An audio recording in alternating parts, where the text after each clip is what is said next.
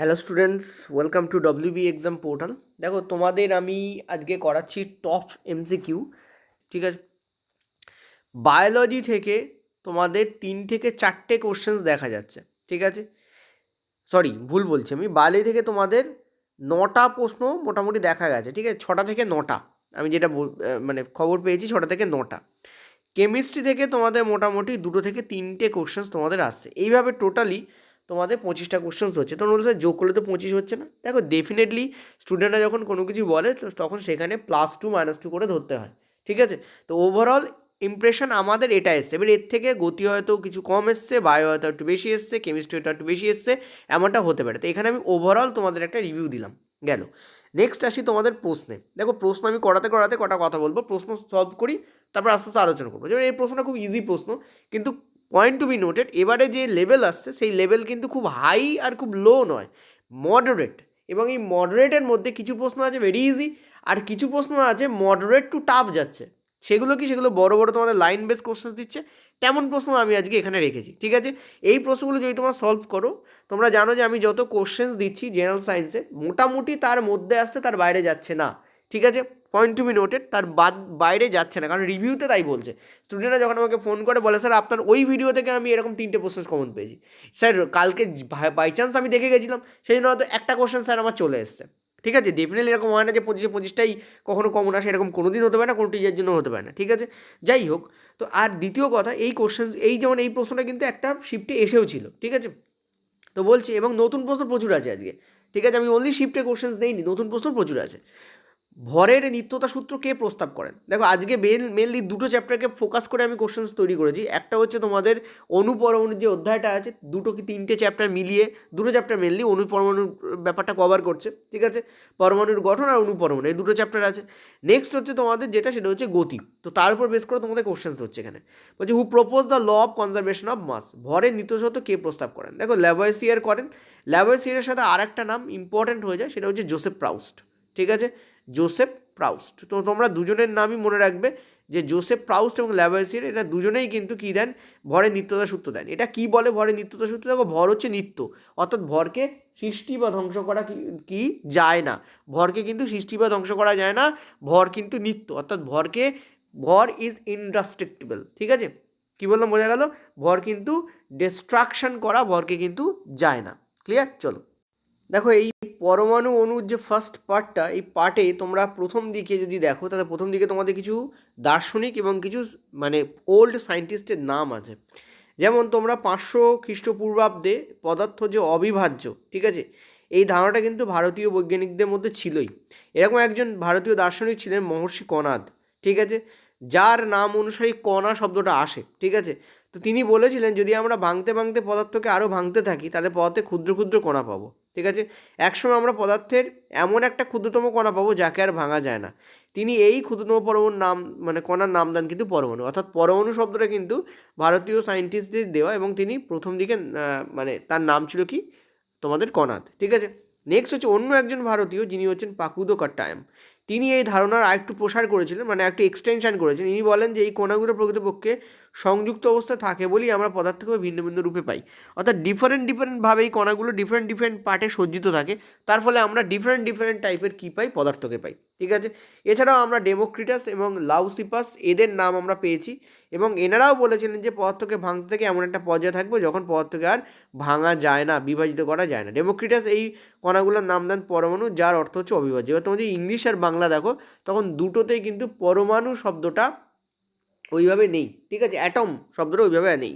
ঠিক আছে, নেক্সট হচ্ছে তোমরা এখানে আরও কিছু তোমাদের এক্সাম্পল আছে, তোমরা একটু নিচের দিকে গেলে দেখবে অ্যান্থনি এল ল্যাভয়েসিয়ার, ইনি রাসায়নিক সংযুক্তের দুটো তোমাদের কিন্তু কী দিয়েছিলেন, উনি কিন্তু তোমাদের সূত্র দিয়েছিলেন। দুটো সূত্রের মধ্যে একটা নিয়ে কোশ্চেন্স আমি অলরেডি দিয়েছি। ঠিক আছে, আমি যে পার্টটাও পড়াবো, চিন্তা করার কোনো কারণ নেই, যাতে তোমাদের কোশ্চেন্স আসছে যখন তোমরা অ্যান্সার পেয়ে যাবে। এক হচ্ছে ল্যাভয়েসিয়ার, দেখো রাসায়নিক সংযোগ সূত্রাবলী, law of chemical combination. Law of chemical combination কিন্তু ল্যাভয়েসিয়ার এবং জোসেফ এল প্রাউস্ট, একটু আগে বলেছি জোসেফ প্রাউস্ট, দুজনের সম্মিলিত ফলাফলে পাওয়া গেছিলো। উনি কী বলেছিলেন এখানে, দুটো সূত্র ওনারা দিয়েছিলেন। এক হচ্ছে ভরের নিত্যতা সূত্র, কি, যে রাসায়নিক পরিবর্তনে কিন্তু ভরের কোনো পরিবর্তন হয় না। ঠিক আছে, এটা হচ্ছে ইম্পর্টেন্ট, যে ভরকে যেমন সৃষ্টি করা যায় না তেমন ধ্বংস করা যায় না। এইটা হচ্ছে এই যে এখানে লেখা রয়েছে ভরকে কিন্তু সৃষ্টি বা ধ্বংস করা যায় না। এইটা কিন্তু তোমাদের ভরের নিত্যতা সূত্র। এছাড়া আরেকটা সূত্র ওনারা দিয়েছিলেন, যেটা হচ্ছে তোমাদের স্থির অনুপাতের সূত্র। ঠিক আছে, যেটা হচ্ছে কি তোমাদের স্থির অনুপাতের সূত্র, ল অফ কনস্ট্যান্ট প্রপোর্শন। ওনারা কি দেখেছিলেন? ওনারা দেখেছিলেন যে কোনো জায়গার তুমি জলকে নাও না কেন, যদি জলটা পিওর ওয়াটার হয়, ঠিক আছে, পিওর ওয়াটার নাকি তার মধ্যে অন্য কোনো অশুদ্ধি মেশানো নেই, যদি জলটা পিওর ওয়াটার হয়, তাহলে হাইড্রোজেন আর অক্সিজেনের ভরের অনুপাত কিন্তু অলওয়েজ 1:8 পাওয়া যাবে। কী পাওয়া যাবে? অলওয়েজ কী পাওয়া যাবে? 1:8 পাওয়া যাবে। এই সূত্রটাকে ওনারা ল অফ কনস্ট্যান্ট প্রপোর্শন দেন। তারা কি দেখেছিলেন যে একটি যৌগিক পদার্থ যে কোনো উৎস থেকেই সংগৃহীত হোক না কেন, যৌগিক পদার্থ মানে কি, যেমন H2O, এটা একটা যৌগিক পদার্থ। কেন? কারণ এখানে হাইড্রোজেন আছে, অক্সিজেন আছে, দুটোর মিলনেই জল তৈরি হচ্ছে, মানে এটা যৌগিক পদার্থ, মানে কম্পাউন্ড। ঠিক আছে, এটাকে আমরা কি বলবো? এটাকে আমরা বলবো কম্পাউন্ড, POUND, কম্পাউন্ড। তো ওনারা এটা বলেন যে কম্পাউন্ড যদি আমরা নেই, সেটা যে কোনো জায়গা থেকে নিতে পারি, জল সেটা যে কোনো জায়গার জল হতে পারে, ঠিক আছে, সেটা সর্বদাই দুটি বা তার বেশি নির্দিষ্ট মৌল দিয়ে তৈরি, এবং ওই যৌগিক পদার্থে ওই মৌলগুলো একটা নির্দিষ্ট অনুপাতে থাকে। যেখানকারই তুমি জল নাও না কেন, তুমি হাইড্রোজেন যদি তুমি হচ্ছে 1 অনুপাত নাও, তাহলে অক্সিজেন তোমাকে ডেফিনেটলি 8 অনুপাত নিতেই হবে। ঠিক আছে, হাইড্রোজেন যদি তুমি 1 অনুপাত নাও, অক্সিজেন তোমাকে কী করতে হবে? 8 অনুপাত নিতে হবে। এটা কোথা থেকে আসে? এটা হচ্ছে এদের যে পারমাণবিক ভর, সেখান থেকে আসে। দেখো, হাইড্রোজেনের অ্যাটমিক মাস আমরা জানি কত? আমরা জানি হচ্ছে 1। ঠিক আছে, আর অক্সিজেনের এক একটা অক্সিজেনের কত হয়? আমাদের হয় 8 করে। ঠিক আছে, যদি এবার সরি, এক একটা অক্সিজেনের কত হয়? Just a minute, 16। কত হয় তোমাদের? 16। ঠিক আছে, এবার এখানে কটা হাইড্রোজেন আছে? দুটো আছে, তো ইন্টু 2, সো কী হয় তোমাদের 2, আর এখানে হবে তোমাদের 16। তুমি যদি কাটাকুটি করো, তুমি দেখো 1:8 আসছে। ঠিক আছে, এইভাবে H2O এর মধ্যে হাইড্রোজেন আর অক্সিজেনের যে অনুপাত আছে, সেটা 1:8 আসে। বুঝতে পারছি? ক্লিয়ার?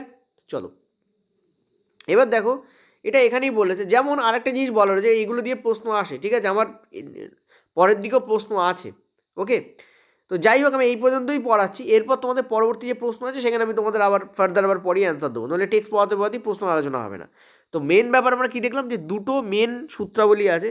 একটা হচ্ছে ভরের নিত্যতা সূত্র, law of conservation of mass, আর ল অফ কেমিক্যাল কম্বিনেশন। ঠিক আছে, এবার এই দুটো সূত্রকে, ল অফ কনস্ট্যান্ট প্রপোর্শন, এই law of conservation of mass and law of constant proportion, এই দুটোকে একসঙ্গে ল অফ কেমিক্যাল কম্বিনেশন বলে। এবং এটা কারা দিয়েছিলেন? ল্যাভয়েসির এবং জোসেফ প্রাউস্ট দিয়েছিলেন। ঠিক আছে, বোঝাতে পারলাম? চলো এগোই, তারপর আবার কোশ্চেন্স আছে, আমার টেক্সট পড়াবো।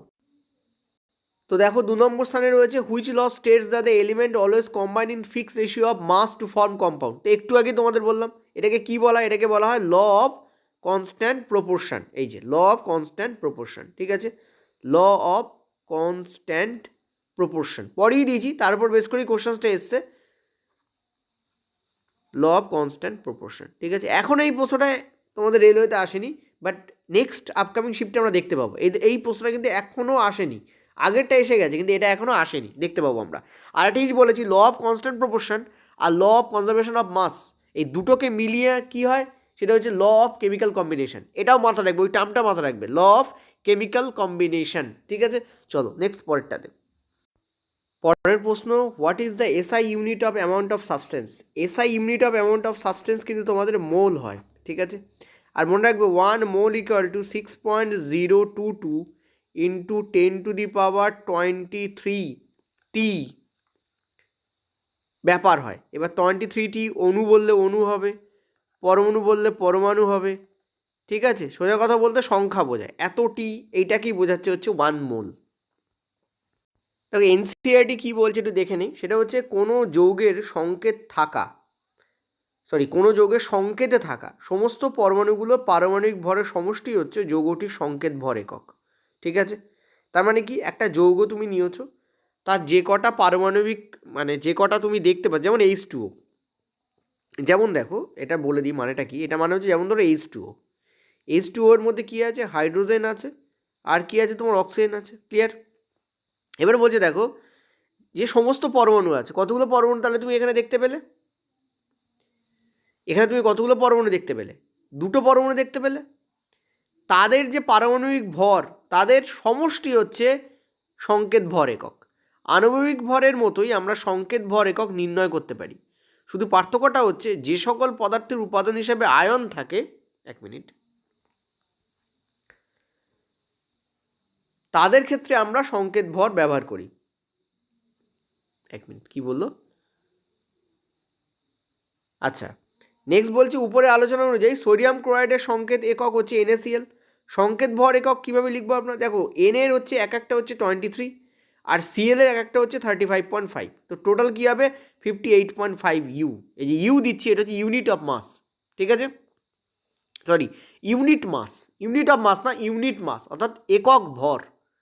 এবার দেখো একটা বলেছে এখানে তো এগুলো দিল, এবার এই মোলের ধারণাটাকে দেখো, যেটা নিয়ে তোমাদের এখন আমি প্রশ্ন দিয়েছি যে জল গঠনের জন্য। আচ্ছা, এটা তো তোমরা করতে পারো, এই যে ক্যালসিয়াম ক্লোরাইড হলে কত হবে, সি এর হচ্ছে তোমাদের 40 হয়, ক্যালসিয়ামের 40 হয়, ঠিক আছে, আর ক্লোরাইডের হয় মানে ক্লোরিনের হয় তোমাদের 35.5। দেখো একটা জিনিস বলি, আমি তোমাদের কালকে একটা কথা বলেছিলাম, ঠিক আছে, কালকে একটা কথা বলেছিলাম, খুব ইম্পর্টেন্ট কথা বলেছিলাম যে ভর সংখ্যা, ঠিক আছে, পয়েন্ট টু বি নোটেড, ভর সংখ্যা আর তোমাদের পারমাণবিক সংখ্যা, ঠিক আছে, এটা নিয়ে গোলায় স্টুডেন্টরা, পারমাণবিক সংখ্যা, ভর সংখ্যা, পারমাণবিক সংখ্যা, আর এই যে তোমাদের এখানে যে ভর দেওয়া রয়েছে এটাকে আমরা বলি পারমাণবিক ভর, পারমাণবিক ভর, এই তিনটে জিনিস কিন্তু টোটালি আলাদা।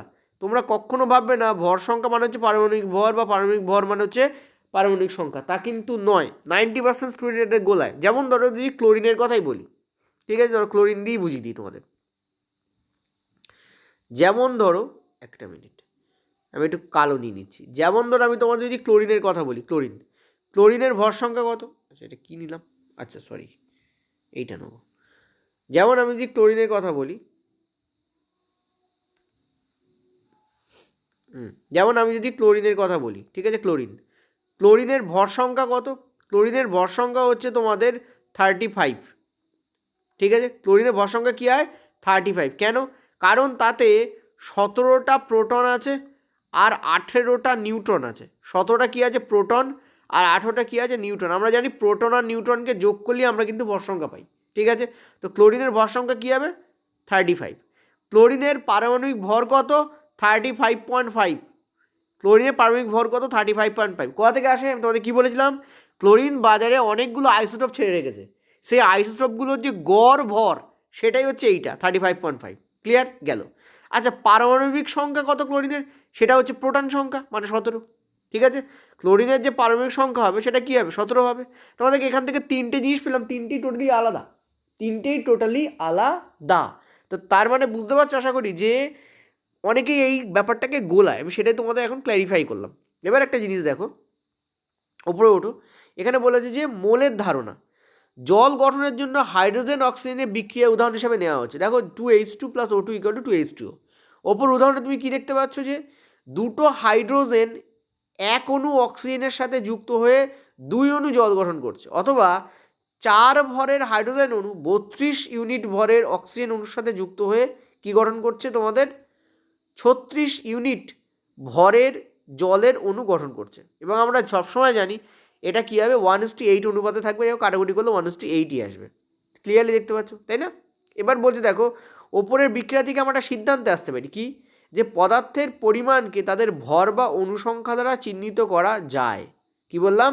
পদার্থের পরিমাণকে কি করা যায়? তাদের ভর বা অনুসংখ্যা দ্বারা চিহ্নিত করা যায়। দেখো ভর তো এত, কিন্তু তার রেসপেক্টে অণুও দেখো তোমাদের দেওয়া রয়েছে, যেহেতু 2H2 সেহেতু 4 ইউনিট বেরিয়েছে, আর অক্সিজেনেরও তোমাদের 16 × 16 মানে 16 + 16 করে তোমাদের 32 বেরিয়েছে, তবেই তো 36 ইউনিট ভরের জল পাওয়া গেছে। তার মানে ডেফিনেটলি ভরকে আমরা কতগুলো ওখানে অ্যাটম লাগছে বা পরমাণু লাগছে সেটার উপর বেস করেও কিন্তু কী করতে পারি, তার প্রকাশ ঘটাতে পারি। এটাই এখানে বলা রয়েছে। নেক্সট বলছে রাসায়নিক বিক্রিয়ায় সমীকরণ থেকে আমরা রাসায়নিক বিক্রিয়ায় অংশগ্রহণকারী পরমাণু বা অণুর সংখ্যা জানতে পারি। সেটা ডেফিনেটলি জানতে পারি, ঠিক আছে। কতগুলো তোমাদের পরমাণু আছে বা অণু আছে রাসায়নিক বিক্রিয়া ব্যালেন্স করলেই জানা যায়, তাই না? আমরা যদি এখানে ব্যালেন্স করি, দেখো অনেককে এটা বুঝতে পারে না, তাদের জন্য একটু বলে দিই। কনফিউশন হলে আমাকে কমেন্টে বলবে, আমি কমেন্টেই উত্তর দেবো, ঠিক আছে, অসুবিধা কিছু নেই। যেমন ধরো কালো নিচ্ছি, যেমন ধরো তোমাদের যদি এখানে বলা হয় ব্যালেন্স কি করে করব, দেখো হাইড্রোজেন আর অক্সিজেন এই হয়, ঠিক আছে, তাতে কী হবে H2O তৈরি হচ্ছে, কিন্তু অক্সিজেন তো দুটো রয়েছে, সেখানে আমাকে কী করতে হবে, এই জায়গায় আমাকে কী করতে হবে, এই যে দেখো ভালো করে বুঝবে, হাইড্রোজেন আমাদের দুটো, অক্সিজেন আমাদের কি রয়েছে 2 রয়েছে, কিন্তু এই জায়গায় দেখো অক্সিজেন তো দুটো, সেখানে তো অক্সিজেন কটা রয়েছে, একটা রয়েছে। সো 2 আমাকে মাস্ট দিতে হবে। 2 যেই দেবো, অক্সিজেন দুটো হলো, হাইড্রোজেন 4টে হয়ে যাচ্ছে, 2 দুগুণে 4। সো কী করতে হবে, এখানে আমাকে আরেকটা 2 দিয়ে রেখে ব্যালেন্স করতে হবে। এই জন্যই 2H2 প্লাস O2 = 2H2 হয়।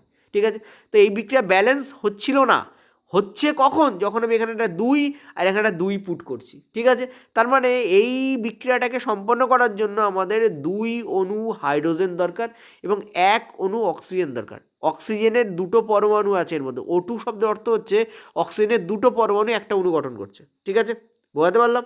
পারমাণবিক ভর মানে অক্সিজেনের এক একটা পরমাণুর ভর হচ্ছে কি 16, তাহলে দুটো পরমাণু ভর কত 32। এই জন্য এখানে বলেছে এটার কত হবে তোমাদের 32, আর হাইড্রোজেনের এক একটার কত করে হয় 1 করে। ঠিক আছে, এখানে টোটাল কথা আছে 2 দুগুণে 4 আছে, তার মানে এখানে 4 হবে। এখানে কাটাকুটি করলে তুমি ক্লিয়ারলি দেখতে পাচ্ছ 1:8ই তোমাদের আসবে। হয়তো বেরিয়ে যাচ্ছে, 1 মিনিট, হয়তো তোমাদের ভিডিও থেকে বেরিয়ে যাচ্ছে।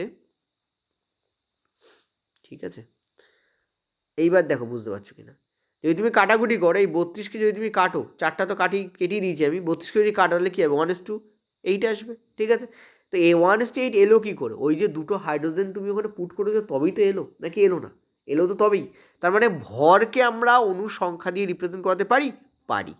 এই যে অনুসংখ্যা, এই অনুসংখ্যা থেকেই মোল ইউনিটের কথা আসে। কারণ একটু আগে আমরা কি দেখলাম, 1 মোল = 6.022 × 10⁻23T পরমাণু।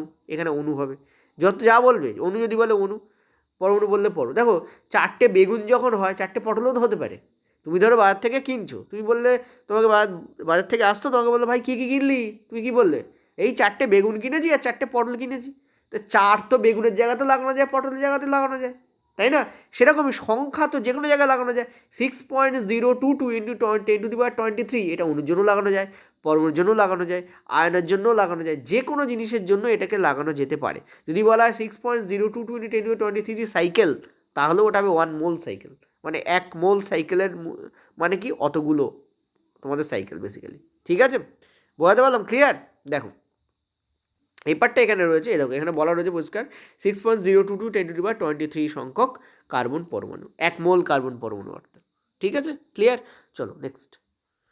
পরের প্রশ্ন তোমাদের ওইটাই দেওয়া হয়েছে যে 1 মোল পরমাণু মানে কতগুলি কণা। তো ক্লিয়ারলি দেখতে পাচ্ছ যে 1 মোল পরমাণু মানে হচ্ছে 6.022 × 10⁻23। কোশ্চেন্সে অ্যান্সার দেওয়ার সময় গোলাবে না কিন্তু, তাহলে কিন্তু গন্ডগোল হয়ে যাবে। যদি বলা হয় 0.06 মোল মানে কত, এটাও প্রশ্ন আসতে পারে। কালকে ধরো বললো 0.06 মোল মানে কত, মানে 1 মোল মানে যদি এত হয়, 1 মোল মানে যদি এত হয়, 0.06 মোল মানে কী হবে, এর সাথে 0.022 × 10⁻23 এর সাথে কী হবে 0.6 এখানে গুণ হবে। তো বেসিক্যালি এটা কী হয়ে যাবে দেখতে পাচ্ছ, বেসিক্যালি এখানে কী হবে দেখো, এর সঙ্গে পুরোটা তোমাকে গুণ করে বার করতে হবে। ঠিক আছে, তো করা যাক গুণ। দেখো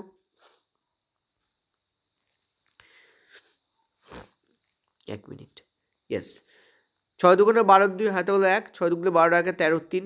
ঠিক আছে, 6 1 6, 0 মানে 1, আর 6 6 36। ঠিক আছে, এবার দেখো এখানে ভালো করে বুঝবে, 3টের আগে দশমিক ছিল, এখানে আরেকটা, তো এখানে এই চলে যাবে। তো 3.6132 ইন্টু 10⁻23 এখানে আসবে। ঠিক আছে, this will be the correct answer here. বোঝাতে পারলাম আমি? তো অলওয়েজ মাথা রাখবে, সবসময়ের জন্য মাথা রাখবে, এখানে জাস্ট গুণ করলে তোমার অ্যান্সার পাওয়া যাবে। কত মোল, এত মোল, এত মোলের কী হবে এত। ঠিক আছে, এবার আরেকটা কথা আমি তোমাদের বলবো নেক্সট কোশ্চেন যাওয়ার সময়। দেখো কিছু এক্সট্রা জ্ঞানী স্টুডেন্ট আছে, ঠিক আছে, যারা কমেন্ট করে স্যার আপনি এত কথা বলছেন কেন, পড়াচ্ছেন জাস্ট পরে দিয়ে চলে যান। আমি তাদেরকে হাত জোর করে করজোরে রিকোয়েস্ট করব, তোমরা দয়া করে একটা এআই ভার্সান মানে ডাউনলোড করে নাও, আর সেখানে বলো যে NCERT ক্লাস 9 এই চ্যাপ্টার। ঠিক আছে, তোমাকে দেখবে মুখে মুখে বলে যাবে, শাসার করে বলে যাবে। ঠিক আছে, যদি ভাই রকেটের গতি চাই, রকেটে গিয়ে বসো, আমি তো মানুষের মতো পড়াবো। ঠিক আছে, তো what is the chemical formula of aluminium oxide? Chemical formula of aluminium oxide কী হয়, সেটা হচ্ছে Al2O3। ঠিক আছে, এটা তোমাদের NCERT-তে এই জিনিসটা ওই অ্যাটম অ্যান্ড মলিকিউলে দেওয়া আছে। সেই জন্য কী হয়, এখানে 2 অণু অ্যালুমিনিয়ামের সাথে, মানে 2 পরমাণু অ্যালুমিনিয়ামের সাথে 3টে পরমাণু অক্সিজেন এখানে লাগে, তার ফলে একটা অণু অ্যালুমিনিয়াম অক্সাইড তৈরি হয়, ঠিক আছে। Al2O3 will be the correct answer here, এটা মনে রাখবে। চলো নেক্সট পয়েন্টটাতে, এটাও তো কিন্তু তোমাদের পরীক্ষায় পড়েছে অলরেডি। Atomic mass of oxygen is 16U, what is the molecular mass of oxygen 2?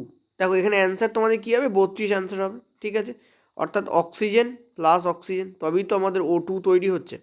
এক একটা যদি 16 হয় তাহলে কী হবে, 16 + 16 অর্থাৎ 32 will be the correct answer, ঠিক আছে। চলো পরেরটাতে, এটা দেখো পিওরলি কনসেপচুয়াল প্রশ্ন, এটা একদম নিউ প্রশ্ন কিন্তু, ঠিক আছে, আমি তোমাদের জন্য রেখেছি। সেটা হচ্ছে নিম্নলিখিত কোন রাসায়নিক বিক্রিয়ায় ভরের নিত্যতার সূত্র সঠিকভাবে কাজ করছে? Mass of reactants less than mass of product. দেখো রিয়াক্ট্যান্ট আর প্রোডাক্ট মানে কি, এই যেমন হাইড্রোজেন, ঠিক আছে, আর ওদিকে অক্সিজেন ছিল, তাদের ফলেই কিন্তু আমাদের H2O তৈরি হচ্ছে। তো এই দুটো হচ্ছে তোমাদের রিয়াক্ট্যান্ট, আর এটা হচ্ছে তোমাদের প্রোডাক্ট, এখান থেকে এটা তৈরি হচ্ছে, ঠিক আছে। তো আমরা একটু আগে কি জেনেছি, ভরের নিত্যতার সমান কি, এদিকেরটা ইকুয়াল টু এদিকেরটা হবে, এটা ইকুয়াল টু এটা হবে। তো দেখো এখানে গ্রেটার দ্যান আর লেস দ্যান রয়েছে, তো এই দুটো তো অ্যান্সার হবেই না। এখানে ইকুয়াল টু রয়েছে, তো this will be the correct answer. Mass changes during reaction, তো আমরা জানি মাস রিয়াকশনের সময় চেঞ্জ হয় না, তো সি অ্যান্সার আমাদের কিন্তু কারেক্ট হবে, ঠিক আছে। চলো নেক্সট পয়েন্টটাতে, পরের প্রশ্ন তোমাদের বলেছে NaOH এর মোলার মাস কত? দেখো আমি এখানে দিয়ে রেখেছি যাতে তোমাদের একটা রিভিশন হয়ে যায়, বাট পরীক্ষার সময় কিন্তু দেওয়া থাকবে না।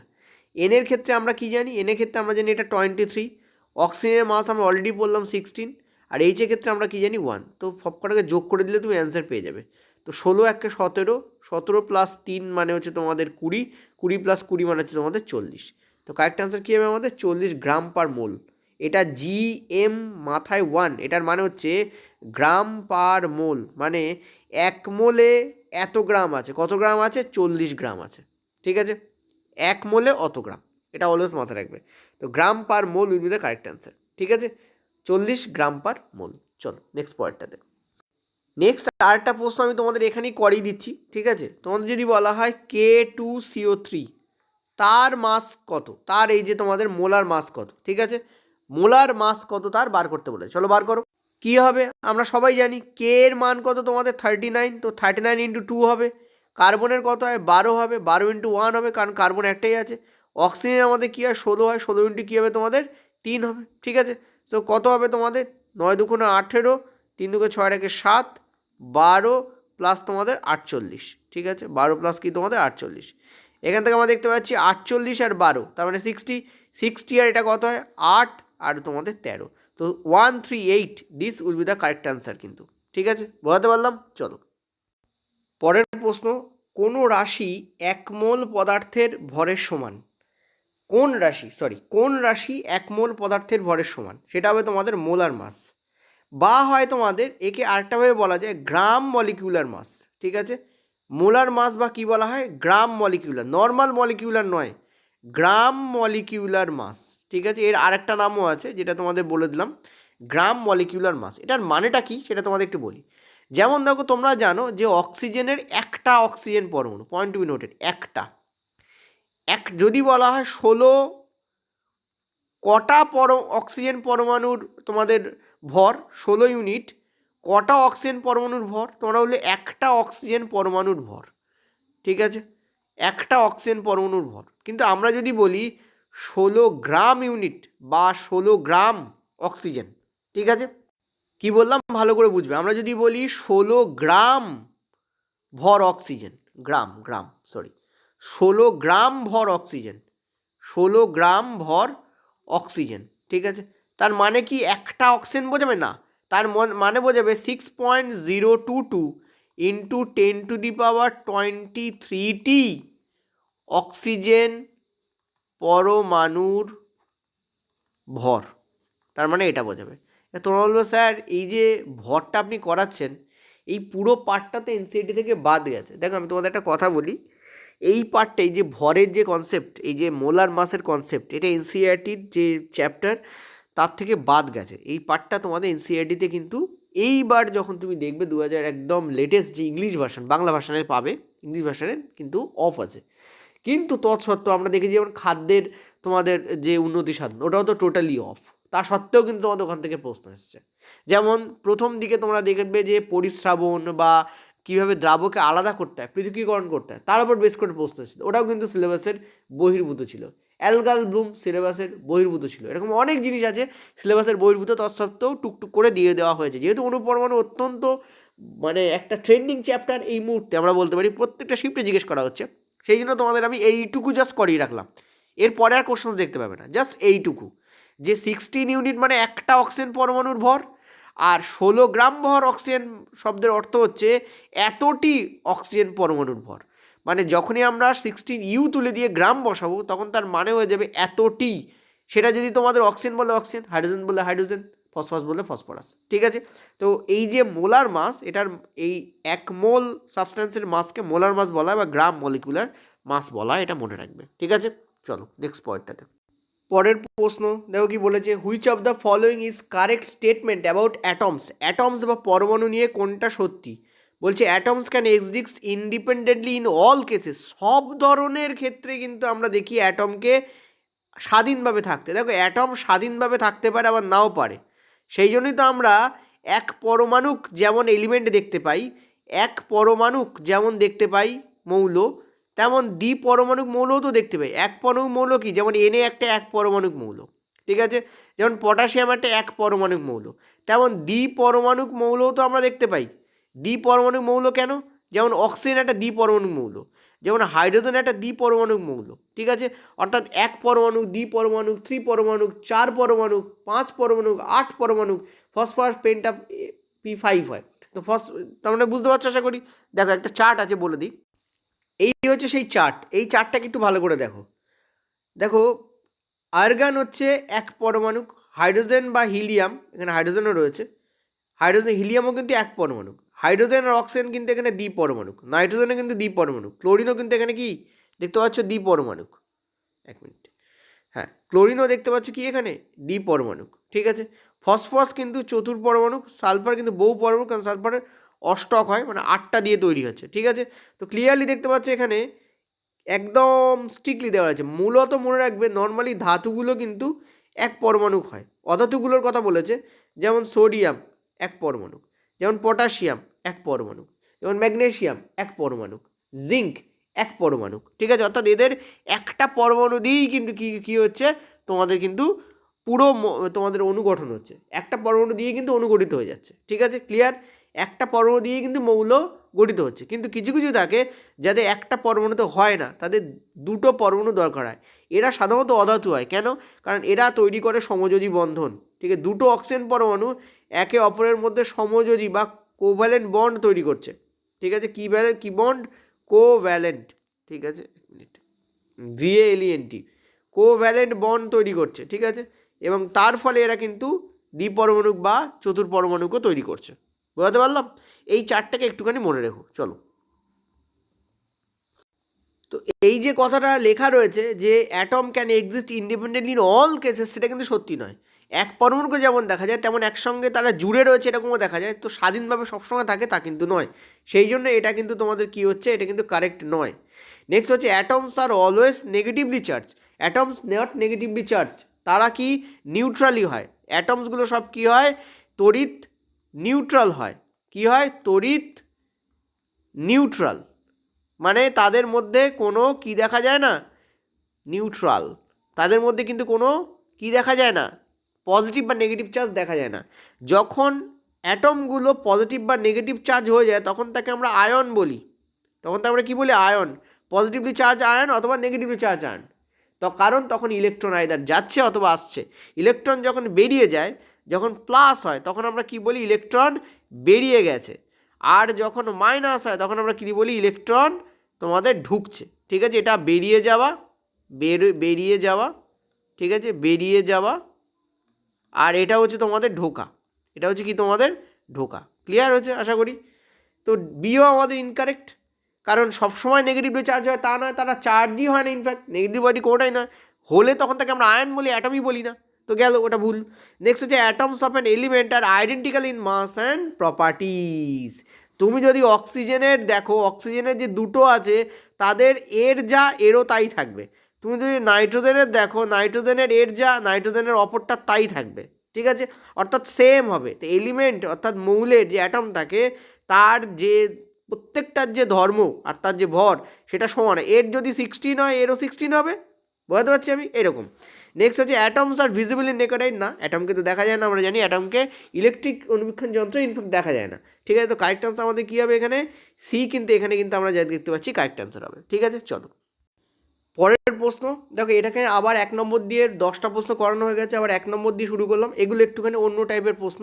আমি তোমাদের স্লাইড তৈরি করার সময় এগুলো বাই ডিফল্ট তোমাদের ওই নাম্বারিং অ্যাড হয়ে যায়। ঠিক আছে, সো এগুলোর দিকে নজর দেবে না, নর্মাল তোমরা যেমন পারছো করছো করো। ঠিক আছে, যেমন আমি তোমাদের বলেছিলাম যে আইসোবার কাকে বলা হয়। ঠিক আছে, আইসোবার নিয়ে আমি কিন্তু একটা ডিটেলস ভিডিও তোমাদের দিয়েছিলাম, আইসোবার, আইসোটোপ, আইসোটোন নিয়ে। ঠিক আছে, টোটাল ভিডিও কিন্তু ছিল, এবং আইসোমার নিয়েও দিয়েছিলাম।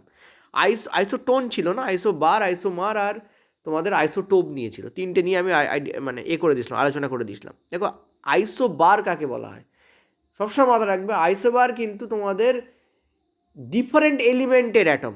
প্রথম কথা হচ্ছে ভিন্ন ভিন্ন, আলাদা আলাদা। ঠিক আছে, আলাদা আলাদা, আলাদা আলাদা, এইটা হচ্ছে মাথায় রাখবে। আলাদা আলাদা মৌলের পরমাণু, এটা হলো প্রথম কথা। আলাদা আলাদা মৌলের কি হোয়াট, মৌলের পরমাণু। এরা কিন্তু আলাদা আলাদা মৌলের পরমাণু, এটা গেল প্রথম পয়েন্ট। নেক্সট পয়েন্ট কি, আইসোবারগুলো কি, আইসোবারগুলোর কিন্তু প্রোটন সংখ্যা আলাদা হয়। কি আলাদা হয় এদের, প্রোটন কি হবে আলাদা, প্রোটন আলাদা হবে। ঠিক আছে, তা প্রোটন যখন আলাদা হয়, প্রোটন আলাদা কিন্তু নিউট্রন সংখ্যা কি হবে ভালো করে বুঝবে, প্রোটন আলাদা। ঠিক আছে, কিন্তু নিউট্রন তাহলে আলাদাই হবে, প্রোটন আলাদা নিউট্রনও আলাদা, point to be noted. Proton আলাদা নিউট্রনও আলাদা, এদের প্রোটন সংখ্যা আলাদা, এদের নিউট্রন সংখ্যাও আলাদা, সবই আলাদা এদের। তাহলে এক কোনটা, ভর সংখ্যা এক। কোনটা এক, ভর সংখ্যা, যেটাকে বড় হাতের এ দিয়ে রিপ্রেজেন্ট করানো হয় সেটা সেম। ঠিক আছে, ভর সংখ্যা সেম। একটা এক্সাম্পল দিই, বেটার বুঝতে পারবে। যেমন ধরো আমি তোমাদের এক্সাম্পল নিচ্ছি, তোমাদের আমি এক্সাম্পল আগেও নিয়েছিলাম, যেমন আর্গন। ঠিক আছে, আর্গনের অ্যাটমিক নাম্বার কত, আর্গনের অ্যাটমিক নাম্বার হচ্ছে 18। ঠিক আছে, আর্গনের অ্যাটমিক নাম্বার কত 18। ঠিক আছে, আর তুমি যদি পটাশিয়ামকে নাও, পটাশিয়ামের অ্যাটমিক নাম্বার কত 19। কিন্তু এদের যদি ভর সংখ্যা দেখো, আর্গনের ভর সংখ্যা 40, এরও ভর সংখ্যা তোমাদের 40, এদের প্রোটন সংখ্যা আলাদা হয়ে গেছে, দেখো 18 হয়ে গেছে। তাহলে নিউটন সংখ্যা ডেফিনেটলি এদের আলাদাই হবে। এর নিউটন সংখ্যা কত আমরা দেখতে পাচ্ছি 22। ঠিক আছে, এর নিউটন সংখ্যা কত আমরা দেখতে পাচ্ছি 21। কত হবে তোমাদের 21, বুঝতে পারছি। তাহলে দেখো কি, তাহলে এক হলো 40, অর্থাৎ ভর সংখ্যা দেখো এখানে এক হয়ে গেছে, কিন্তু প্রোটন সংখ্যা দেখো আলাদাই আছে, নিউট্রন সংখ্যা আলাদা আছে। মানে কি এই দুটোর যোগফল 40 দিচ্ছে, কিন্তু দুটো তো আলাদা, 19 আর 21। ঠিক আছে, 19 আর 1 20, 20 20 40, বুঝতে পারছি আমি। তো এরকম হয়, এটাকে আমরা কি বলি, আমরা বলি আইসোবার। কি বলি আমরা, আইসোবার, আইসোবার। ঠিক আছে, চলো নেক্সট পরেরটা। আচ্ছা, পরেরটা যাওয়ার আগে আমাদের অ্যান্সারটা দিই আগে। তোমাদের বলেছি এদের সম্পর্কে কোন সিদ্ধান্তটি সঠিক। They are isotopes of and have identical chemical properties. দেখো আইসোটোপ মানে হচ্ছে একই মৌলের পরমাণু, কিন্তু এখানে তো আইসোবার বলেছে। এক মিনিট, এখানে বলেছে two atoms have same mass number but different atomic number. আচ্ছা, এখানে আমাদের ওইটাই বলতে বলেছিল যে two atoms have same mass number but different atomic number. Mass number same কিন্তু অ্যাটমিক নাম্বার আলাদা, তাকে আমরা কি বলবো, তাকে আমরা বলবো isobar. They are isobars and have different chemical properties. তারা আইসোবার এবং তারা হচ্ছে ডিফারেন্ট কেমিক্যাল প্রপার্টিস হবে। দে আর আইসোটোনস, আইসোটোনস নয়, তারা আইসোবারই হবে। ঠিক আছে, this will be the correct answer. Okay, চলো।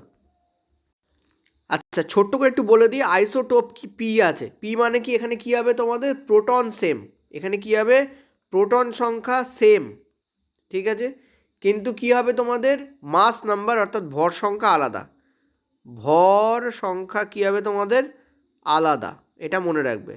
আর প্রোটন সংখ্যা নিউটন সংখ্যার যোগফল তোমাদের ভর সংখ্যা হয়, তো নিউটন সংখ্যাও কিন্তু তোমাদের কি হয়ে যাবে আলাদা হয়ে যাবে। ঠিক আছে, এটা মনে রাখবে। নেক্সট তোমাদের আরেকটা আছে, আমি একটু কালি চেঞ্জ করে করে করে তোমাদের একটু লিখে দিই। নেক্সট তোমাদের আইসোটোন আছে, এন আছে, point to be noted N. তাহলে এখানে কি হবে, কি এক হবে, এন মানে নিউট্রন সংখ্যা সেম। ঠিক আছে, কিন্তু প্রোটন সংখ্যা আলাদা। আর দুটো যোগফল যেহেতু ভর সংখ্যা, তো ভর সংখ্যাও কী হয়ে যাবে আলাদাই হয়ে যাবে তোমাদের। দেখো প্রোটন সংখ্যা এন আছে না, এই যে এন, তার মানে এন সেম। এখানে দেখো পি আছে, তার মানে পি সেম।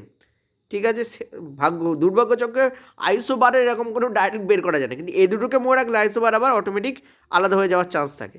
এটা কী হবে তোমাদের, ডেফিনেটলি আলাদা হবে। ঠিক আছে, তো এই হচ্ছে তোমাদের ছোটোখাটো একটা ট্রিক দিয়ে দিলাম যাতে তোমাদের সুবিধা হয়। চলো পরেরটা বলেছে যে which statement correctly explains why isobar show different chemical properties. আইসোবারগুলো ডিফারেন্ট কেমিক্যাল প্রপার্টিস দেখায় কেন? প্রথম কথা, তারা ডিফারেন্ট মৌলেরই অ্যাটম। তা ডিফারেন্ট মৌলের অ্যাটম একই কী করে দেখাবে? আর্গান আর হাইড্রোজেনের এক হবে কোনো দিন? আর্গান আর পটাশিয়ামের এক হবে কোনো দিন? একটা ধাতু একটা অধাতু কোনো দিন হবে না। এখানে বলেছে they have different mass number.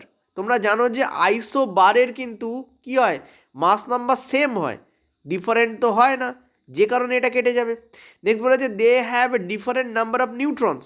তো definitely different number of neutrons তো বটে, কিন্তু আমরা কি জানি যে কোনো জিনিসের কেমিক্যাল প্রপার্টিস যেটা মেন্ডেলের টোটাল ফর্মুলাতেই আছে, সরি মেন্ডেলিফের পুরো পার্টেই আছে, কি আছে, যে তাদের কেমিক্যাল প্রপার্টি কিসের উপর নির্ভর করে, অ্যাটমিক নাম্বারের উপর নির্ভর করে।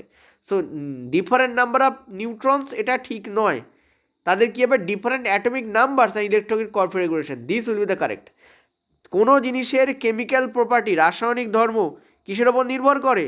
তোমরা জানো যে অ্যাটমিক নাম্বারের ওপর নির্ভর করে। তোমরা বলছো আইসোবারটা আছে কোথায়, এত আপনি আইসোবার করছেন?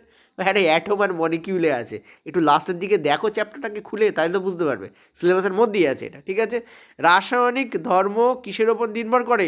অ্যাটমিক নাম্বারের ওপর নির্ভর করে। ঠিক আছে, নেক্সট হচ্ছে they belong to the same group in the periodic table. কোনোদিন হতে পারে যে তাদের রাসায়নিক ধর্ম আলাদা, তারা একই গ্রুপে অবস্থান করে? একই গ্রুপে কোনগুলো অবস্থান করে? একই গ্রুপ কোনগুলো বলে? এইগুলোকে বলে গ্রুপ। ঠিক আছে, এই যে পরপর গ্রুপ, তো একই গ্রুপে কারা অবস্থান করে? একই গ্রুপে কারা অবস্থান করে? একই গ্রুপে তো তারা অবস্থান করে না যাদের কি এক, যাদের রাসায়নিক ধর্ম এক হয়। এরা তো না, তো কারেক্ট অ্যান্সার এটা কি হবে? কোনোদিনই হবে না। ঠিক আছে, ক্লিয়ার? তো this can not B the answer. তো ডি আমাদের কিন্তু এখানে অ্যান্সার হবে না। বলতে পারলাম আমি? পরের প্রশ্ন দেখো, why do isotopes of an element show similar chemical properties. প্রথম কথা, এখান থেকে তুমি কী জানলে তাহলে? যে আইসোটোপগুলোর কিন্তু রাসায়নিক ধর্ম এক হয়, প্রায় এক হয়। কেন প্রায় এক হয়? কারণ তারা একই মৌলের, কারণ তারা কি, একটু আগে তোমাদের বলেছি, এরা কিন্তু একই মৌলের, পয়েন্ট টু বি নোটেড, একই মৌলের পরমাণু। ঠিক আছে, এরা হচ্ছে একই মৌলের পরমাণু, পয়েন্ট টু বি নোটেড, এরা কি একই মৌলের পরমাণু, এটা হচ্ছে ইম্পর্টেন্ট পয়েন্ট, নট ডিফারেন্ট, একই মৌলের পরমাণু। আইসোটোপের ক্ষেত্রে একটা ব্যাপার আছে। নেক্সট আমি কি বলেছি, প্রোটন সংখ্যা তোমাদের কি হয়, সেম হয়, আর প্রোটন সংখ্যা সেম মানি তার রাসায়নিক ধর্ম কী হয়ে যাবে, এক হয়ে যাবে। এটাই correct answer, they have same atomic number and electronic configuration. তো this will be the correct answer. ঠিক আছে, যেমন কার্বনের আছে, আমরা সবাই জানি যে কার্বনের কী আছে, আইসোটোপ আছে। ঠিক আছে, কার্বন 12, 13, 14 আছে। কার্বন 12 আর কার্বন 14কে যদি নাও, একটু গ্যাপ নিয়ে বলছি তোমাদের, কার্বনে এটা কি, এটা হচ্ছে ভর সংখ্যা, এটা হচ্ছে কি ভর সংখ্যা, কিন্তু প্রোটন সংখ্যা তো সেম, সেটা কত, সেটা হচ্ছে তোমাদের 6। আমরা জানি কার্বনের প্রোটন সংখ্যা কত হয়, 6।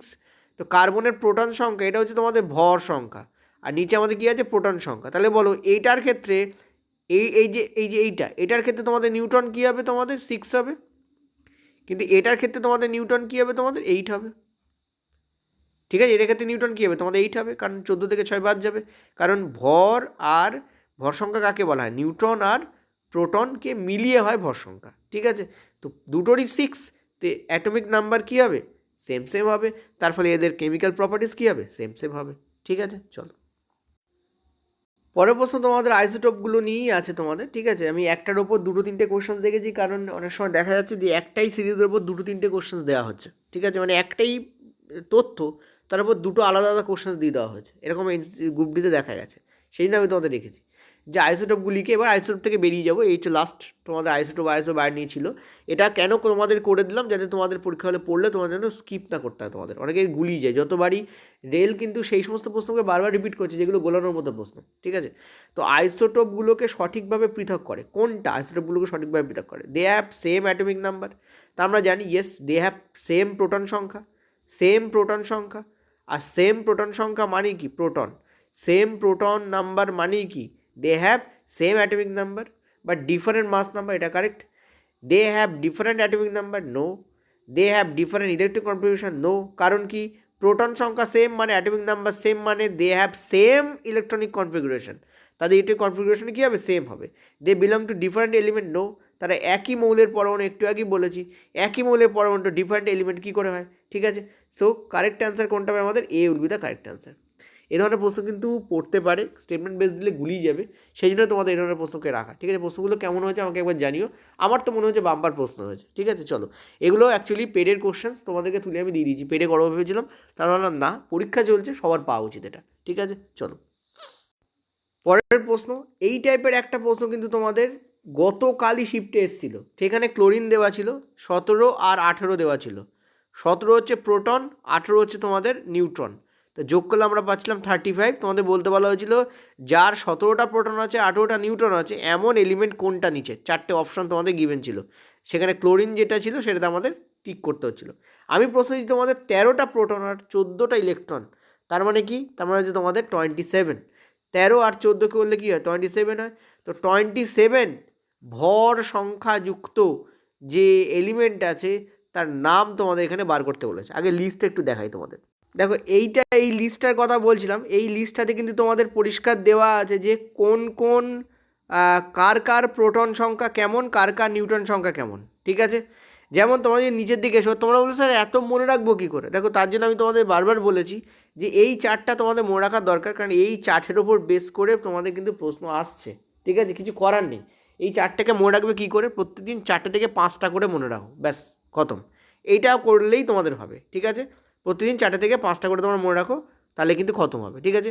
এবার আমি তোমাদের বলে দিচ্ছি কি মনে রাখলে তোমরা ইজিলি করতে পারবে। সব কি মনে রাখতে হবে, দেখো সব কটা মনে রাখলে ভালো হয়, ঠিক আছে, ভালো হয়, কারণ পরীক্ষা তুমি ইজিলি অ্যান্সার দিতে পারবে। যদি তোমার মাথায় সেই পরিমাণ বলতে পারো যে ঢুকছে না, আমার মনে থাকছে না, তখন কিছু করার নেই, কারণ এক্সাম চলছে, সেক্ষেত্রে আমি তোমাদের বলে রাখবো অ্যাটলিস্ট প্রোটন সংখ্যাগুলোকে মনে রাখো। আর আমরা জানি যে আমাদের 20টা মতো, এখানে তো 18টা দেওয়া আছে, 20টা মতো মনে রাখতে আমি তোমাদের আগের দিনও বলেছি যে 20টা মতো প্লিজ মনে রেখো, ঠিক আছে। এবার আমরা যদি অ্যালুমিনিয়ামে আসি, অ্যালুমিনিয়ামে দেখো 13টা হচ্ছে অ্যালুমিনিয়াম অ্যাটমিক নাম্বার কত, 13 আর 14, ঠিক আছে, কি অ্যালুমিনিয়াম অ্যাটমিক নাম্বার কত, 13। তো 13 আর 14 দেখবে কিছু কিছুতে আছে একই, যেমন ম্যাগনেসিয়ামের 12, প্রোটন সংখ্যাও 12, তোমাদের যে নিউট্রন সংখ্যা সেটাও তোমাদের 12, দেখো এখানে, ঠিক আছে। কি বললাম আরেকবার বলি, যেটা বলতে চাইছি সেটা হচ্ছে ম্যাগনেসিয়ামের ক্ষেত্রে দেখো প্রোটন সংখ্যা আমাদের 12, আচ্ছা পরপর দেখাই বেটার হবে, প্রোটন সংখ্যা আমাদের 12, নিউট্রন সংখ্যা আমাদের 12। অ্যালুমিনিয়ামের ক্ষেত্রে কিন্তু না, সেটা 13 আর 14, ঠিক আছে। সিলিকনের দেখো আবার 14 14, ফসফরাসের দেখো 15 16, সালফারের দেখো 16 16, ক্লোরিনের দেখো 17 18, এটা দিয়ে অলরেডি কোশ্চেন্স এসছে। আর্গনের দেখো 18 22, ইম্পর্টেন্ট এটা, ঠিক আছে। সো আমরা প্রশ্ন দিয়েছি কোনটা থেকে, 13 আর 14 দিয়ে প্রশ্ন দিয়েছি, মানে এটা কী হবে, অ্যালুমিনিয়াম হবে তোমাদের, ঠিক আছে। চলো এই চারটা একটু দয়া করে পড়ে রেখো। অর্থাৎ এখানে অ্যান্সার কী হবে তোমাদের, অ্যালুমিনিয়াম। অ্যালুমিনিয়ামের প্রোটন সংখ্যা কত হয়, আমি এখানে একটা কাজ করছি, সব কটির প্রোটন আর নিউট্রন লিখে দিচ্ছি, ঠিক আছে। প্রথম থেকে লিখতে প্রোটন আর নিউট্রন। দেখো ম্যাগনেসিয়ামের কী কী হয়, 12 12 হয়। অ্যালুমিনিয়ামটা আমরা দেখলাম এক্ষুনি, কী হয় তোমাদের 13 আর কী হয় তোমাদের 14 হয়, এগুলো মনে রাখবে একটুখানি ইম্পর্টেন্ট। বাকি দুটোর কী হবে তোমাদের, সিলিকনের কী হবে 14 14 হবে, ঠিক আছে। আর ফসফরাসের কী হবে 15 15 হয়, ঠিক আছে। ফসফরাস কী হয় তোমাদের 15 15 হয়। এইগুলো একটুখানি মনে রাখবে, বাই চান্স তোমাদের দেওয়া হচ্ছে, আমি জানি একটু কঠিন, বাট মনে রাখলে সুবিধা হবে। চলো আমি সবকটাই এখানে তোমাদের লিখে দিচ্ছি, সেম টাইপের প্রশ্ন একটা, এই ধরনের প্রশ্ন খুব ইম্পর্টেন্ট হয়ে যাচ্ছে। দেখো ম্যাগনেসিয়ামের প্রোটন, ম্যাগনেসিয়ামের নিউট্রন, ম্যাগনেসিয়ামের কত জানি দেখলাম আমরা 12 12 হয়, ঠিক আছে। অ্যালুমিনিয়ামটা আমরা জানি সেটা কত হয় 13 14 হয়। সোডিয়ামের কী হয় তোমাদের 11 হয়। নিয়নে কী হয় তোমাদের 10 হয়, নিয়নের প্রোটন সংখ্যা হচ্ছে 10। এবার নিয়নের নিউট্রন সংখ্যাও কিন্তু 10 হয়, আর সোডিয়ামেরও কিন্তু নিউট্রন সংখ্যা কী হয় 11, অর্থাৎ এই দুটো ম্যাচ করে যায়, ঠিক আছে। দেখো এই তিনটে ম্যাচ করলো, এই একটা একটু আলাদা হলো, ওই জন্য তোমাদের মনে রাখাটা সুবিধা, এরকম প্যাটার্নে মনে রাখবে তাহলে সুবিধা হবে। কিন্তু এখানে কারেক্ট আনসার কী হবে তোমাদের, কী বলেছে তোমাদের, কন্টেন্টস 11 প্রোটন এবং 12 নিউট্রন। সরি আমার একটি লিখতে ভুল হয়েছে, সোডিয়ামের তোমাদের 11 12 হয়, ঠিক আছে। সোডিয়ামের তোমাদের 11 12, এটা একটু মনে রাখবে, সোডিয়ামের 11 12, নিয়নের কিন্তু 10 10ই থাকে, ম্যাগনেসিয়ামের কিন্তু 12 12 হয়। অর্থাৎ ম্যাগনেসিয়ামের যদি ভর সংখ্যা জিজ্ঞেস করা হয় কত হয় তোমাদের 24, ঠিক আছে ভর সংখ্যা। নিয়নের কী হয় তোমাদের 20, ঠিক আছে। এর কী হয় তোমাদের দেখতে পাচ্ছ 23 হয়, তোমরা জানো সোডিয়ামের 23 হয়, এর কী হয় তোমাদের 27 হয়। তো আমাদের কারেক্ট অ্যান্সার কী হবে তোমাদের এখানে, sodium will be the correct answer. মানে ডাইরেক্ট ভর সংখ্যা না জিজ্ঞেস করে এইভাবে ভেঙে তোমাদের অ্যান্সার এখন দিতে বলছে। ঠিক আছে, চলো। আচ্ছা, এই স্লাইডটা আমি একটু ফেরত এলাম। এই স্লাইডে একটা ছোট্ট মিস্টেক হয়েছে, ফসফরাসের 15 না, ফসফরাসের 15-16 হবে। ঠিক আছে, এখানে আমি এই সিলিকন আর ফসফরাস পাশাপাশি থাকে, তবে সিলিকনের 14-14ই হয়, কিন্তু ফসফরাসের 15-16 হয়। তার মানে কি, তার মানে এদের ভর সংখ্যা যদি আমি লিখি তাহলে বেটার বুঝতে পারবে। এটা হচ্ছে তোমাদের 24 হয়, এটা কী হয় তোমাদের 28 হয়, এটা কী হয় তোমাদের 27 হয়, আর এটা কী হয় তোমাদের 21 হয়। 15 আর 16, সরি 31, এক মিনিট, এটা তোমাদের কী হয় তোমাদের 31 হয়। ঠিক আছে, এইভাবে একটু মনে রাখো, বেটার হবে। ওই চার্টেই সব দেওয়া আছে, তোমরা একবার একটু মোটামুটি একটু আইডিয়া করে নিও, মনে থেকে যাবে। চলো পরের প্রশ্ন, নিম্নলিখিত কোনটি সমবেগ গতির সর্বোত্তম তোমাদের সংজ্ঞা। দেখো এখানে ইউনিফর্ম মোশন বলে, ইউনিফর্ম মোশন কাকে বলা হয়, সমান সময়ের ব্যবধানে সমান দূরত্ব অতিক্রম করলে তাকে আমরা বলি ইউনিফর্ম মোশন। ঠিক আছে, দুটো কথা মাথায় রাখবে, এক হচ্ছে সমান সময়, আর সমান সময় কি, সমান দূরত্ব।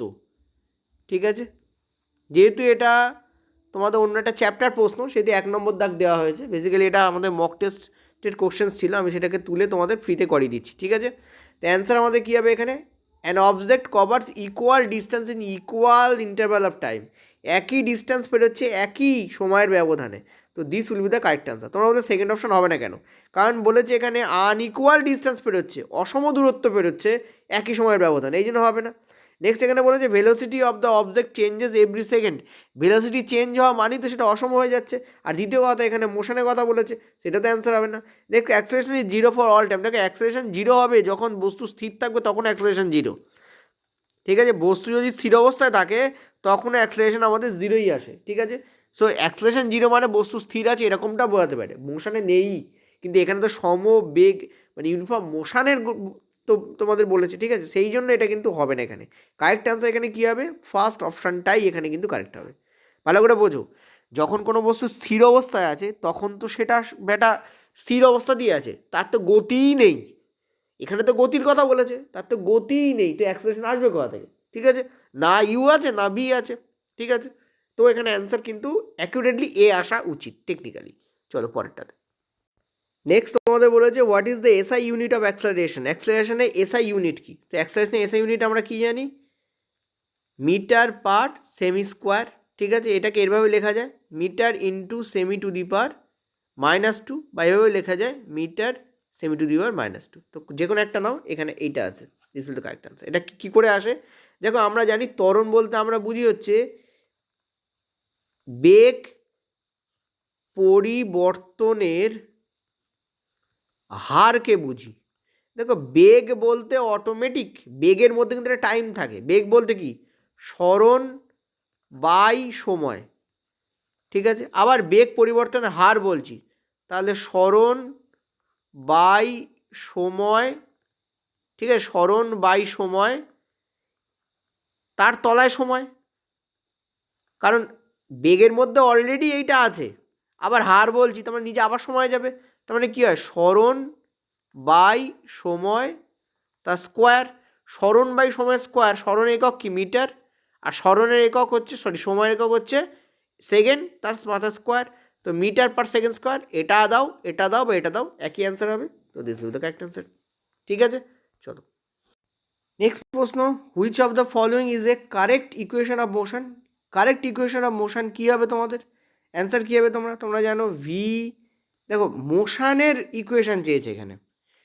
ঠিক আছে, আর মোশানের আমরা জানি নর্মালি আমাদের 3টি ইকুয়েশন হয়, এক হচ্ছে V equal to U plus A T. ঠিক আছে, আর যদি ও আপ ডাউনে হয় তাহলে আমরা কী করি, V equal to U plus G T হয়।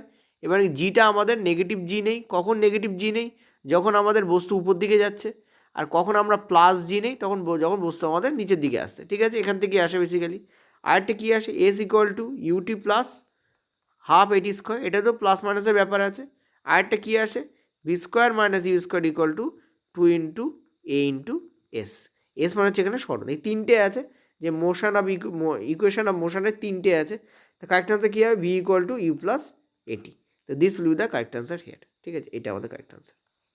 ওকে, তোমরা বললে স্যার -80ও তো হয়। দেখো একটা জিনিস বলি, এটা হচ্ছে ইম্পর্টেন্ট পয়েন্ট, এটা একটা ইম্পর্টেন্ট পয়েন্ট।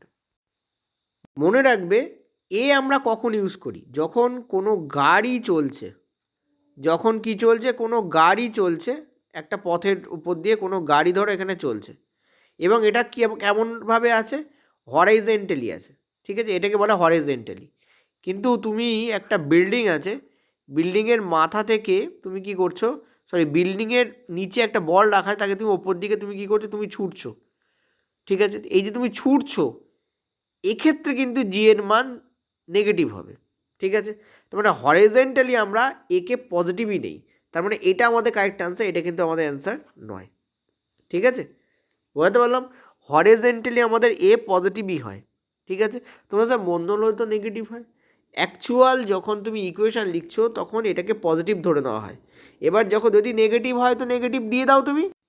আশা করি তোমাদের বোঝাতে পারলাম। ঠিক আছে, চলো। একটা গাড়ি আছে, স্থির অবস্থা থেকে যাত্রা শুরু করছে, মানে ইউ হচ্ছে তোমাদের 0, এবং ত্বরণ কত তোমাদের 2 মিটার পার সেকেন্ড স্কোয়ার তোমাদের ত্বরণ। ঠিক আছে, এবং টাইম কত দেওয়া রয়েছে তোমাদের 10 সেকেন্ড দেওয়া রয়েছে। তো অন্তিম অতিক্রান্ত দূরত্ব বার করতে বলেছে, পয়েন্ট টু বি নোটেড, মানে কী বার করতে বলেছে, অতিক্রান্ত দূরত্ব মানে এস বার করতে বলেছে তোমাদের। দেখো এসের আমরা দুটো ফর্মুলা জানি, একটা হচ্ছে তোমাদের কি U T plus half A T square, এটা একটা জানি, আর আমরা কি জানি V square minus U square equal to 2a into S. এই এস যেখানে যেখানে আছে সেখান থেকে আমাদের দূরত্ব বেরোবে। এখন এটাকে আমরা নিতে পারবো না, কারণ আমাদের ভি জানা নেই, তো আমরা কোনটাকে নেবো, এটাকেই আমরা নেবো। এসের মান কী হয়েছে দেখো, এইটা পুরোটা আমাদের 0 হয়ে যাবে, কারণ ইউ জিরো ইউ প্লাস টি তো 0ই হয়ে যাবে। এখানে হাফ ইন্টু এ মানে কত আমাদের 2, টি মানে কত আমাদের 10, এখান থেকে 2 2 কেটে যাচ্ছে। ঠিক আছে, আচ্ছা এখানে হাফ এটি স্কোয়ার হয়, এখানে একটা স্কোয়ার দেবে, সো এটা 100 would be the correct answer. ঠিক আছে, এটা U T plus half A T square, একটু আগে লিখেছিলাম স্কোয়ার দিতে, সরি। তো এখানে তোমাদের কী হবে, কেটে গেল 10 স্কোয়ার মানে এত, মিটারে এখানে অ্যান্সার আসবে। পয়েন্ট মিটারে, যদি কিলোমিটার অ্যান্সার তখন কী করবো, এটাকে আমার কিলোমিটারে কনভার্ট করে নিতে হবে। তো মিটার থেকে কিলোমিটারে কনভার্ট করতে গেলে কী করতে হয়, আমাদেরকে 1000 দিয়ে আমাদেরকে ভাগ করতে হয়। ঠিক আছে, তো তখন অ্যান্সার কত হবে আমাদের 0.1 kilometre would be the correct answer. Then চলো পরের প্রশ্ন, একটি ট্রেন 54 কিলোমিটার পার আওয়ার সমবেগে চলে, 5 মিনিটে কত দূরত্ব অতিক্রম করবে? ঠিক আছে, দেখো এখানে মিটার আর কিলোমিটার রয়েছে, অনেকটা দেখতে টাইম এর অঙ্ক, কিন্তু সমবেগ এইটা রয়েছে বলেই জাস্ট আমরা কি ফিজিক্সে ধরে নেবো। ঠিক আছে, ব্যাস আর কিছু না।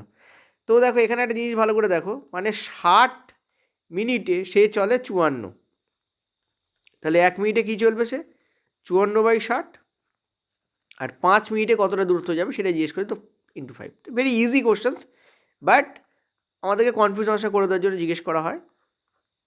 ঠিক আছে, সেখানে হবে 4.5 এত কিলোমিটার, কারণ কি এইটাকে আমরা কিলোমিটারই আছে আমাদের এখনও, তো এটা অ্যান্সার আমাদের কিমিতেই বেরোবে।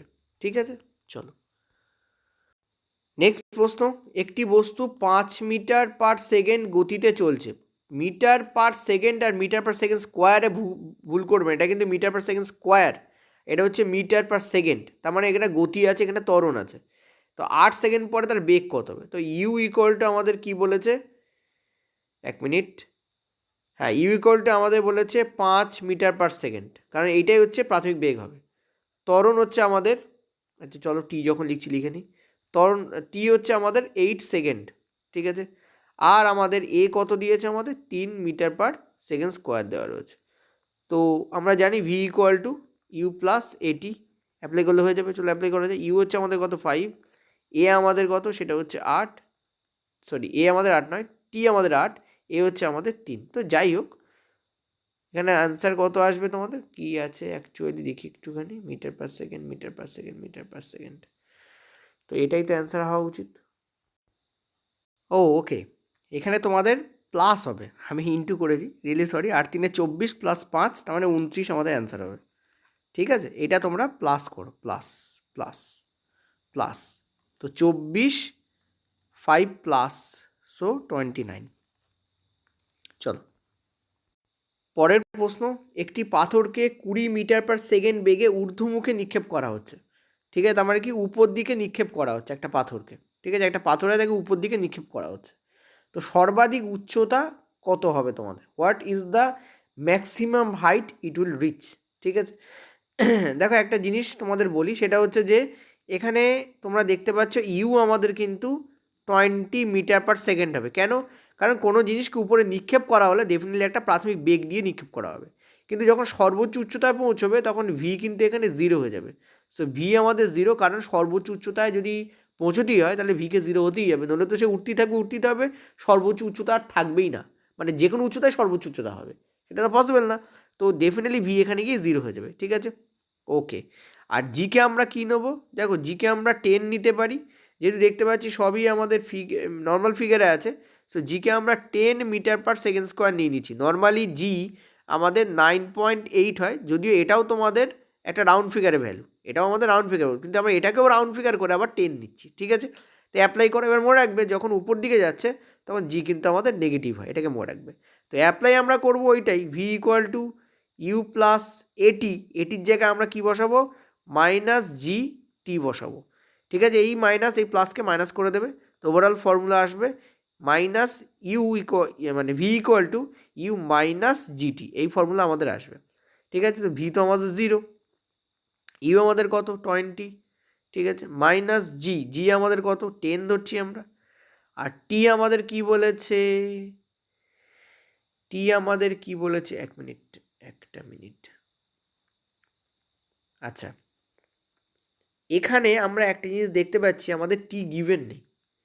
ঠিক আছে, আমাদের টি কিন্তু এখানে গিভেন নেই। তো টি যখন গিভেন নেই, আচ্ছা আমাদের তো এখানে উচ্চতা বার করতে বলেছে, sorry this formula can not be answered, কারণ উচ্চতা বার করতে বলেছে, আমি খেয়াল করে দিই, সরি। দেখো এটা দিয়ে যে করা যাবে না তা না, এটা দিয়েও করা যাবে। ঠিক আছে, এটা দিয়েও করা যাবে। এখানে আমাকে টি বের করে নিতে হবে, তখন করে আরেকটা ফর্মুলায় পুট করতে হবে, তখন অ্যান্সার বেরোবে। তো টি এর মান কী হবে? দেখো এই পার্টটা আমাদের এদিকে চলে যাচ্ছে।